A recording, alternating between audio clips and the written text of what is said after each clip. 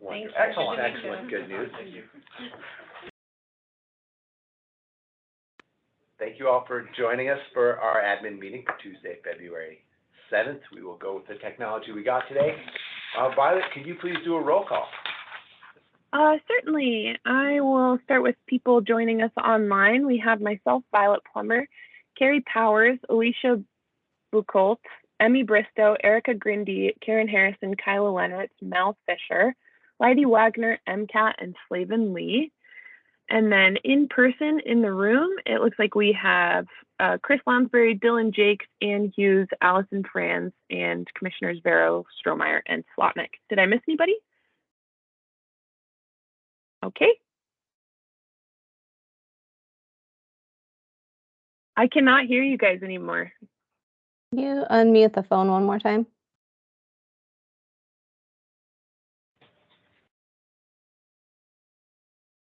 No. Excellent. There. Oh, Can yeah, you hear- we can hear you now. Sorry. Okay, thank you. Thanks, Chris. So wait, for Chris, fixing what that. did you just do? You unmuted, I muted the phone and muted the, okay, just in case it decided to start working so we don't get that horrible echo. yeah, So thanks. do we have any public comment on items not on the agenda?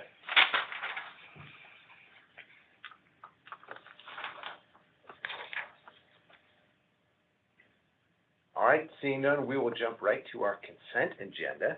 And would anybody out there like to pull any of these items and discuss them before we vote on the whole slew of them? I'm sorry, can you just tell me what number 2 is again? Number 2 is the contract with Hatton Littman Oh. for the, Okay, I didn't know, yeah, I thought her company was a different company. Got it. I made the same, I said the same thing moments before you came in. Oh, sorry, okay. No, it's good. Okay. I feel like I'm in good company.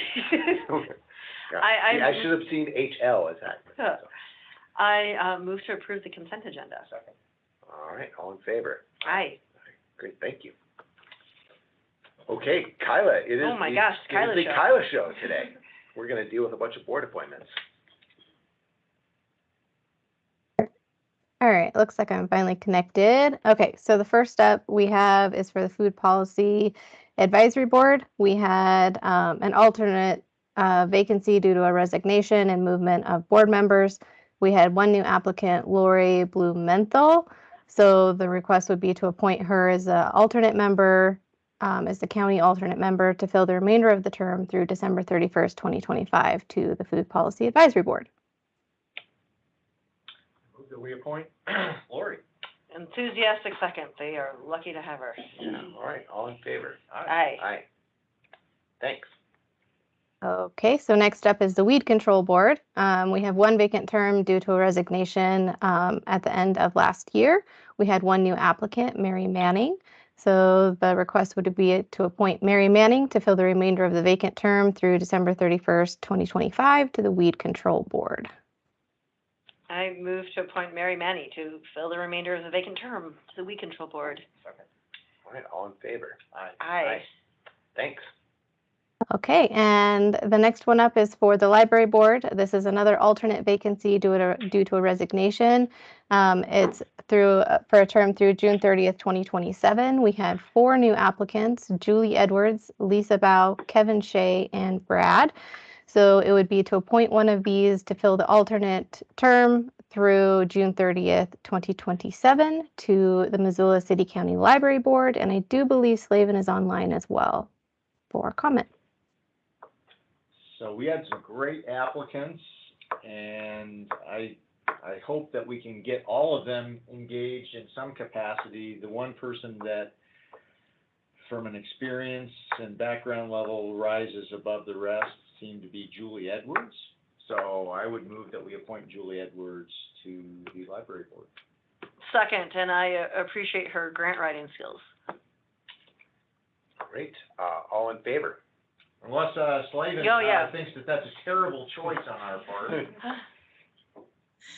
Thank you, everyone. I really I appreciate your choice. Great. Great. Okay. All right, all in favor? Aye. Aye. Thank you. I like to be on Slavin's good side. Yeah, So- I'm gonna keep that right. Oh, yeah. The director of a large institution. Yeah. Okay. Okay, so moving forward, we have the Elections Advisory Committee. Current member Kathy Nygaard's term expired at the end of January. She submitted a letter of interest and is eligible to continue serving. So the motion would be to reappoint Kathy to a new 3-year term through January 31st, 2026 to the Elections Advisory Committee. I move to reappoint Kathy Nygaard. Second. All right, all in favor? Aye. Aye. And then there was an applicant whose name, Eric, whose last name I'm forgetting. We'll write him a letter saying that we appreciate his, because I definitely want to make use of his desire to volunteer. So will you let us Yep, know I've on that been in- letter? I've been in touch with him and he's aware of the selection that he wasn't approved for the interview section and that we'll be in correspondence with him if there's any other opportunities and other vacancies as they come open. Okay, great. Great. Thank you. Okay, so the last one I have before you is for the East Missoula Community Council. We have an alternate vacancy through May 31st, 2023, and then there's a regular member seat that's vacant through May 31st, 2024. We had 2 new applicants, Chad Larrabee and Stephanie Lemberg.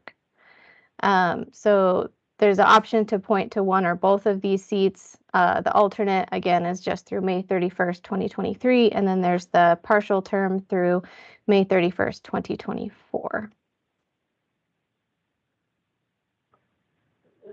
Have we received anything from the council?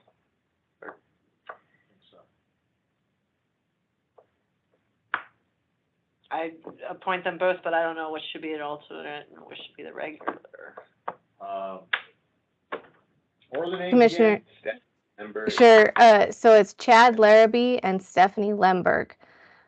Chad did note that he was more interested in an alternate seat just to get oh, there you go. his bearings on Okay. the council, and Stephanie did show interest in the partial term, if that is helpful. Perfect. Yes, Great. let's do that. I move that. I second that. Yeah. All in favor? Aye. Thanks for the clutch information. Yes. Thank you, commissioners. Yeah. Big mistake. All right, thanks a lot, Kylie, for all that. Do we have any correspondence? All right. Anything to talk about in the legislature? Christy wanted to talk about HB 391 and the require local user fee on certain exempt property. Yeah, so commissioners, this is a bill that would require exempt properties to pay a fee that you all would be required to set based on something other than value of the property, since they are tax exempt, in essence, to collect for specific purposes. And so those specific purposes in particular related to the county would be public safety and county roads. We don't have a ton of properties outside the city limits, I think, that would probably fall to the Are these like county churches? roads piece. So it would be any 501c3. So it could be a religious organization inside the city limits, for example. It could be one of the 2 hospitals. So it's anybody who is currently in a Chris, tax for the exempt ones status. inside city limits, they would pay this user fee to the city. It wouldn't Correct. be split like property taxes are split. That is unclear. I won't say that I know that for certain. What I will say is, for example, you wouldn't be able to, I would anticipate that you would not be able to levy the road fee outside the city, just like you cannot now. Sure. So that is up there. I don't have any idea what level of traction it was, but just wanted to gauge your interest. As you can imagine, most nonprofits are going to come out against this, and we are hearing indirectly through many of the county staff who sit on various boards or work with various groups that they are wanting Missoula County to oppose it. Who's sponsoring or supporting this? The sponsor is Sherry Eastman, Republican out of House District 52. Which is where? Great question, no idea. I want to say Billings because I think it's, Yeah, I'm just waiting for it to load here. Billings. And the fees are for, I'm sorry, you just said roads and law enforcement? Public safety. It's kind of like So public safety is pretty broadly defined. It would include the sheriff's department, detention center, county attorney's office, and potentially clerk of district court. Where's Mako at with this? Don't know Mako's current position on that. We'll hear that during the committee, but I would be inclined for us to just stay neutral. That was gonna be my 2 Yeah. cents, This let's is just not our, stay out of this fight. Yeah. Okay. It's So, gonna be a cash cow anyway. not outside the city limits. And it could really burden some of our nonprofit partners who aren't inside the city. But it'd be great for everyone to pay their way. Yeah, right. Well, there is that. Was there another one? Nope, that was it. I've got a couple questions. So what is, and I've gotten some messages from Northern Plains Resource Council on this one. What's going on with the nonpartisan election? So, Oh, Yeah, thank can you you for Elected asking. official. Can you fill in some details? I'm not up on this one. Well, is it basically that it would give candidates the option to declare their party affiliation, whereas now if it's not, and this, I guess, would apply to the judiciary also, so races that would typically be nonpartisan city council races, here in Missoula, you could declare yourself as a Democrat or Republican, even if, so there's two different bills moving their way through the legislature on this. One is only specifically for the clerk and recorder, and treasurer's position to be not allowed to be nonpartisan, and the assumption is that that is related to the fact that folks, in the legislature believe, that in many communities, the clerk and recorder also serves as the election administrator, and that there's a desire to have that position run always as a partisan position. Got it. So that's its own separate standalone bill. And then there is a bill that would allow for candidates to, in essence, state their political party, and then that would be required to be run on the ballot next to their name, even in nonpartisan races. So it would potentially apply to judges, the city council, and many counties, not Missoula County, but many counties run all of their races as nonpartisan, and so Okay. they would have the option then. Would it go the other way, let's say, like in the race for auditor here? Would one of the candidates be able to say, I'm just gonna be nonpartisan? So my. No. Okay, No, so we have partisan races by law, and so. got it, thank you. Unless the commission were to vote to move to nonpartisan, in which case. What does elections think of this? Like, So it will have a minimal impact, on election operations, just in the fact that there will be required extra printing, just in order to show candidate races on non-partisan, but it doesn't have a huge impact on actual operationally of elections. So we have largely stayed out of it since it is a political, not a procedural. Right. I'm sorry, in the first bill with the treasurer, that one was requiring, That would require, even in counties where the races are nonpartisan, for that race to list party affiliation. I think this is, potentially dangerous for not for us at all, but for those small counties where, we all know just from watching elections that it's a very technical chore. It has nothing to do with ideology. It's like being an engineer of logistics and information. And it would be sad to see in small counties someone given that responsibility of logistics and information and managing people, and their really only qualification is they have some ideological axe to grind and they raise $300 for yard signs, and then they're handed this really, really important job. Could see that really being problematic. Yeah. Well, it would undermine or unravel the whole, if you have if you really want your race to be nonpartisan, they would quickly become apparent. This is making it partisan. Well, it is, even if it's, even though it's not mandating that you declare party affiliation. Oh, I thought that's what it No, did no. for clerk and recorder. Well, For clerk and recorder, it does. Right. For the broader Correct. bill.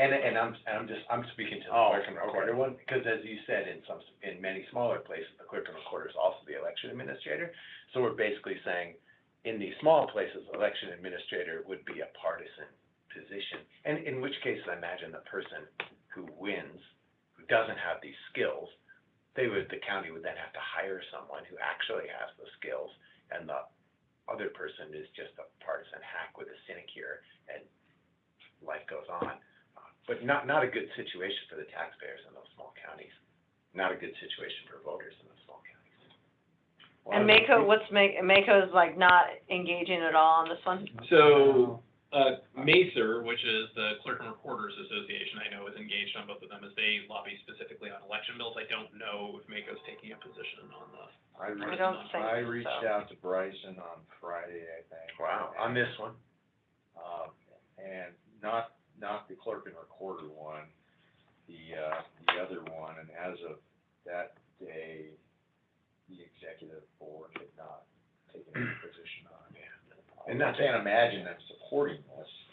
I don't know that they'll necessarily support it, but it is possible that MACO will stay neutral and just allow the Clerk and Recorders Association, which again runs elections, to be, or is the group that has elections administrators as part of its lobbying effort, would be the group that would. And I'm in no way advocating us to add our voices to this, we would just stay out of it. Yeah. But it does seem like more of the same, of kind of a partisan takeover of all things. Does it, could it seem as if it's kind of like a state overreach demanding that county does something? I think certainly it could be for, like, the city of Missoula, which has self-governing powers and has determined that their races will be nonpartisan. It's not really Right. overreach for the county, since the state is the one who determines with Got it. limited powers what we can do versus what we can't. But That was would one bill. certainly, as I said, I think that is actually in the city's charter for the races to be nonpartisan. So, Had this exchange with Dan Bucks about this other, House Bill 324? yes, any What's more that? thoughts on that? No. What So is- House Bill 324 would in essence attempt to upend the way that local governments budget by taking the average 3 years of inflation plus the average growth in population as the way you calculate how much money counties can in essence raise. So you would take the previous year's dollar amount that was raised, excluding a host of factors, including federal grants, state grants, mills that are levied specifically for debt service, and a host of other things. Then you would take that number, apply this new formula that's being proposed, in essence, to determine what the county could levy then in the next year. So the old half the 3-year rate of inflation goes away, it's replaced by this? Well, not exactly.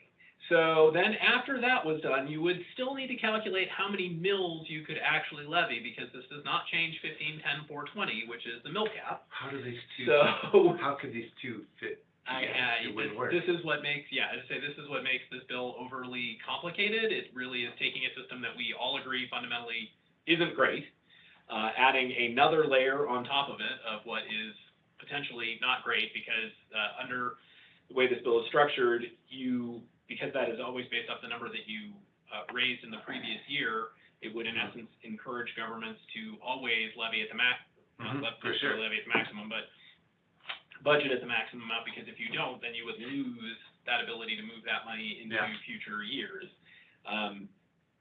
So it creates a whole new really complex system to layer on top of an already really complex system. I think the intent was for it to replace 15, 10, 420, but the way it's written, it, at least in my interpretation, does not do that. And I will admit that this is incredibly complicated. MACO, I believe, is in opposition to the bill because of the overly complex nature of what it's going to create. But Are we contemplating opposition? I think we're going to allow MACO in hopes that MACO, which we've provided information to, and I know other counties have provided information to, can paint a picture of what this would look like across the state. It only applies to counties with a population over 20,000, I believe, in 324, which is unusual because usually the state picks 30,000, which means it will only apply to urban counties. In this case, I mean, that would incorporate, places like Valley, Lake, so a lot of, not that they are not becoming urban counties, as they certainly are moving that way population-wise, but it would throw them into that larger category pretty quickly, and these are communities that already have a host of other challenges, just like Missoula has as it grows from being relatively small to relatively large when we compare it inside the state. So, we will be watching that hearing with interest to see what what comes, because it does not tidy things up, in my opinion. I could imagine each system coming up with its own number, and then which number is the right number. Yeah, what I think is the reason the 15, 10, 420 is still in there is to limit that. So let's just say, because it's using the whole rate of inflation, that we're in the period that we're in, we're 10%, it's 10, let's say 8, 9, 10% across the 3-year period, averaging out to 8.75 or whatever that averages out to, right? Because you'd have that, I think they're still looking for a way, and also rapid population growth happening.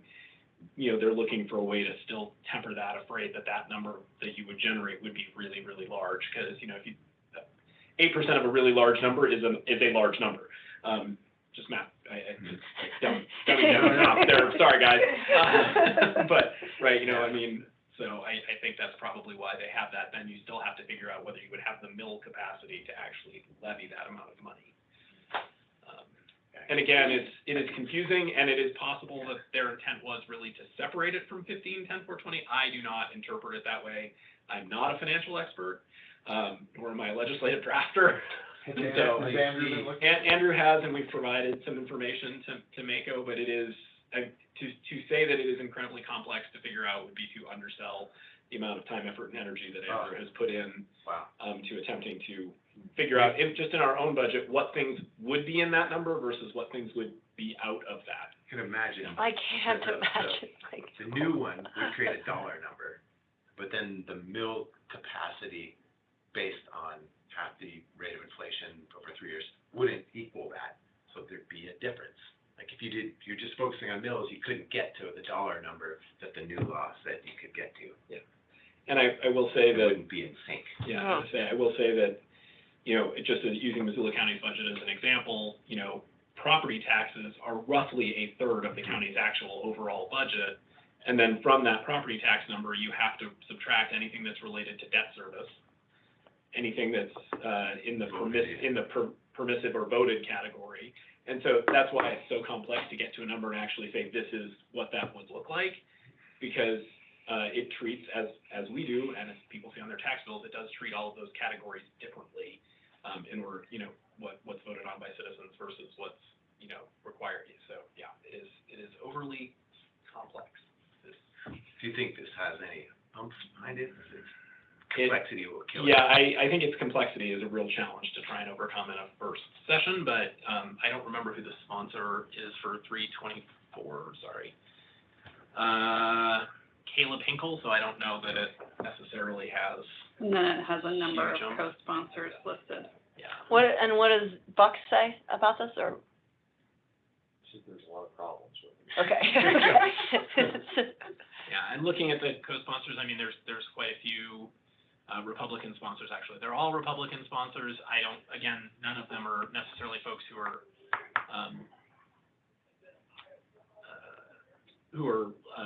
kind of in the appropriations world, so I don't know what the driver is behind this to know where it will go. Do you think, do you have any idea if it would limit the ability of the electorate to vote in a levy or bond? No, because it contemplates the idea that if there were a difference between the money that was needed to be raised and the mills that are available to be raised, that it could be voted on by the public, that the governing body could put that out to the public as one methodology for trying to square those numbers.